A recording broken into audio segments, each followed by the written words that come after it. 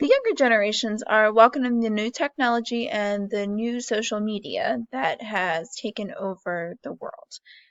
The older generations are less likely to be on social media in Germany, and they see the new generation and the younger generation as being plugged in.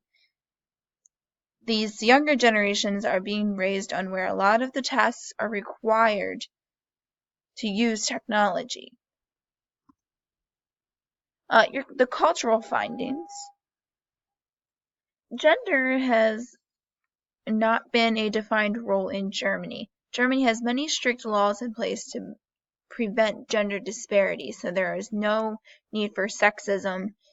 In Germany, it doesn't exist as a society because of these laws and the neutral gender laws in Germany. The head of the household is typically the father in Germany.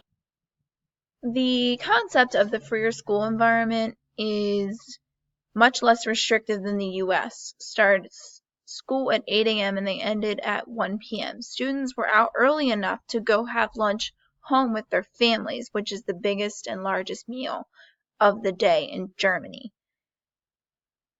German schools are also freer because of Germans' cultural norms being respected in the classroom. Germany's school day is structured into 45-minute intervals. Between each class, there is a 10-minute break between classes. In these 10-minute breaks, students are allowed to play outside. In Germany, not participating in outside free time was not an option.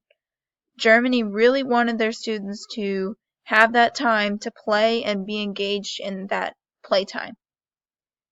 Even though they had those 45-minute intervals and the 10-minute breaks throughout the day, academics did not lack because of that free time.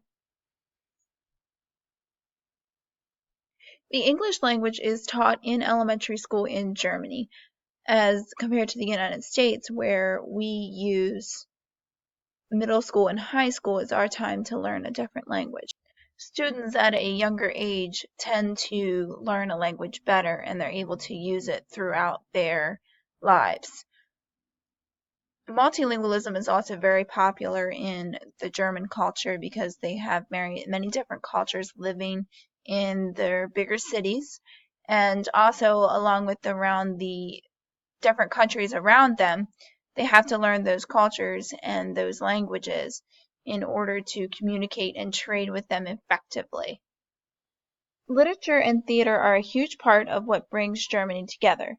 This brings families and friends around, and the government decided to subsidize it for equal access to bring people together, and it's a large role in Germany's identity.